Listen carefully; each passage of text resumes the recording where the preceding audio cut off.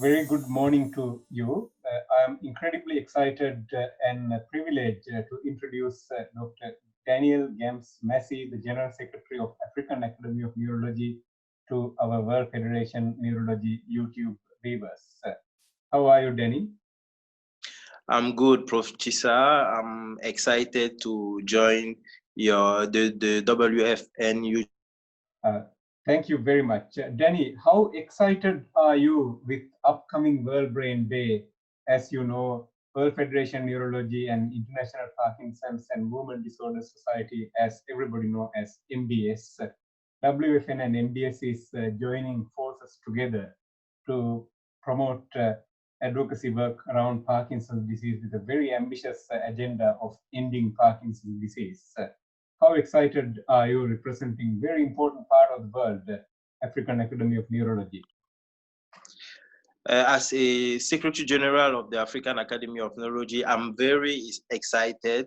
It's my first World Brain Day as a Secretary General, and it's a very important day for us, especially in Africa, where there is a rise in interest of Parkinson disease.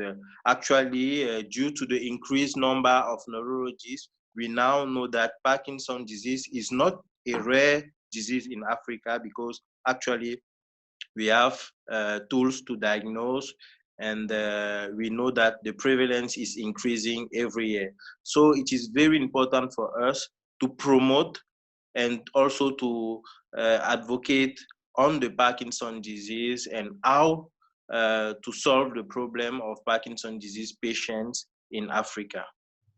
And as you know, Danny, it is very important that we work together and we raise awareness with whatever the resources that we have.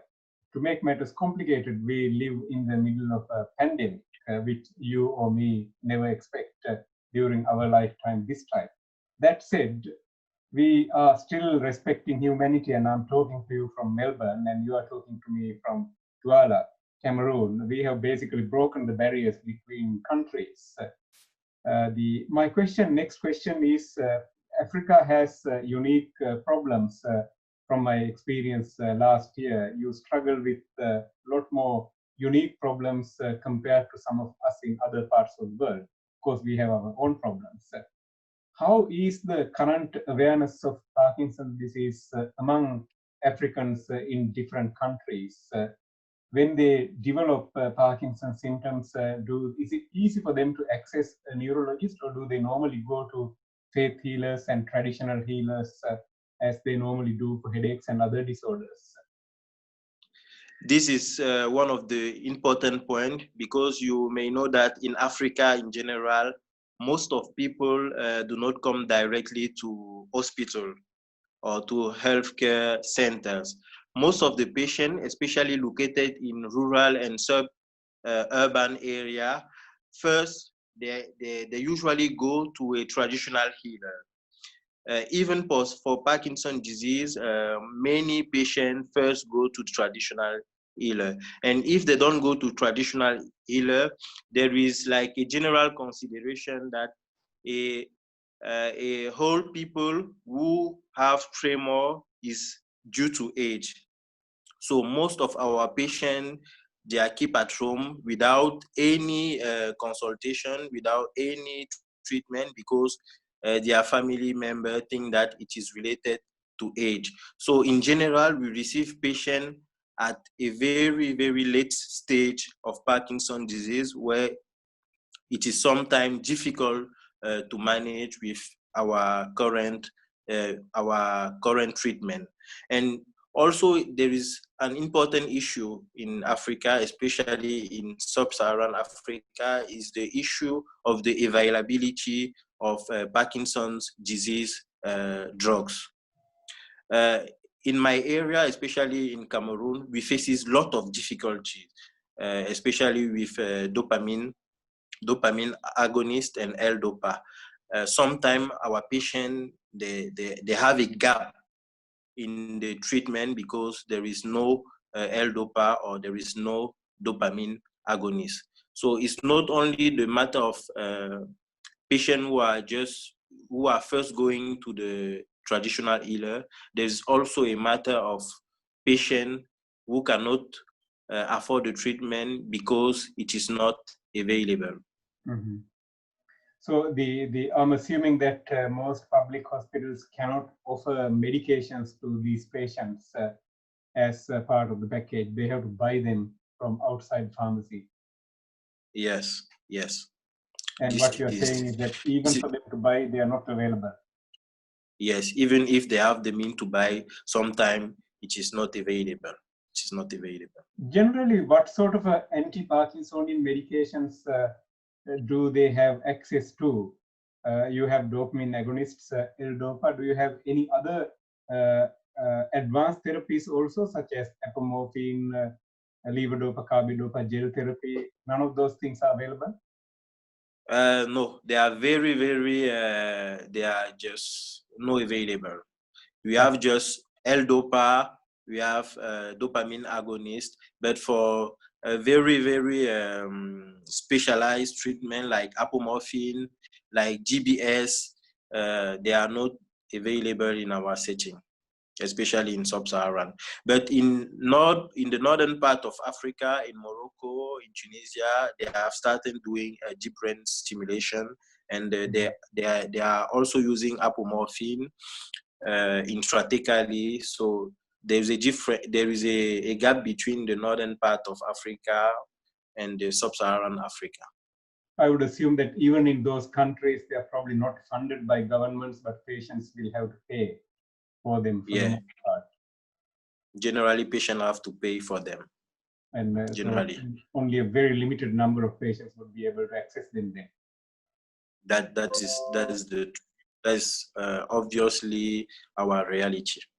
Right.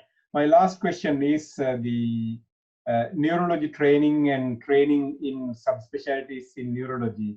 I know that the African Academy of Neurology has done a whole lot of work over the last decade or so to increase training opportunities and hopefully retaining clever doctors that you train, not allowing the brain drain to occur.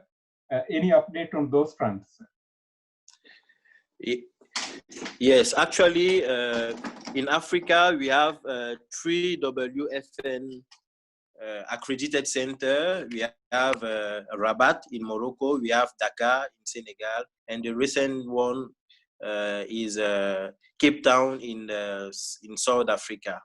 And apart from those 3 main centers, there are many other training programs in especially in West Africa, where, for example, Togo has a training program, Benin has a training program, Ivory Coast also have a training program, Guinea have a training program.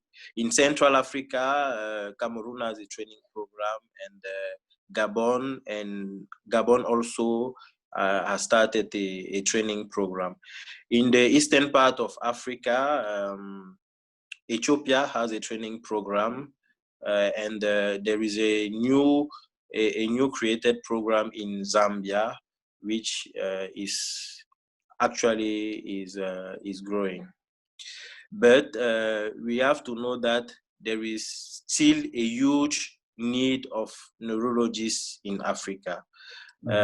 Actually, there is less than 1 neurologist per 1 million inhabitants in Africa, which is just insufficient, grossly insufficient.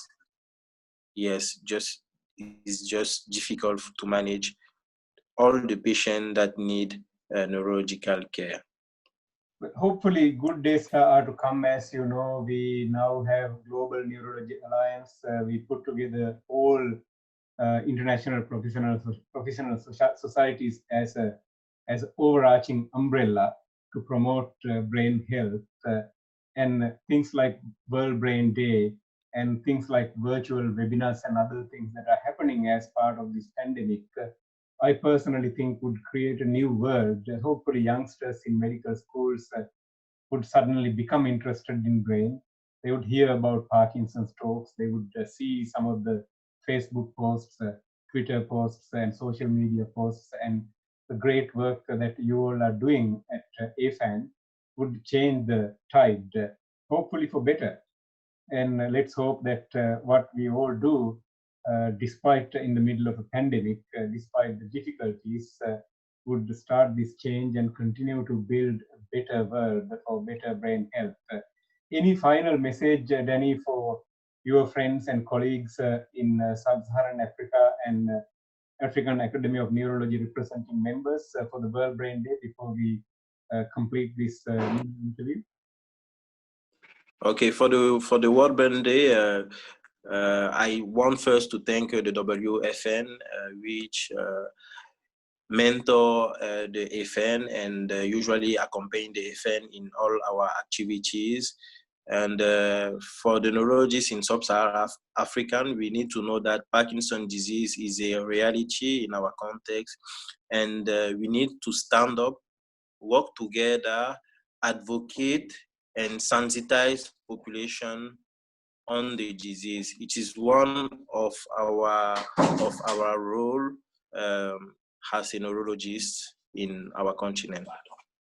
Absolutely, I totally agree. The human suffering is universal, and finding solutions has to be universal also. Whether we are in Africa, Asia, or Europe or US, it should not be different. As a global health interested physicians who are primarily interested in brain health, we should join forces to find solutions.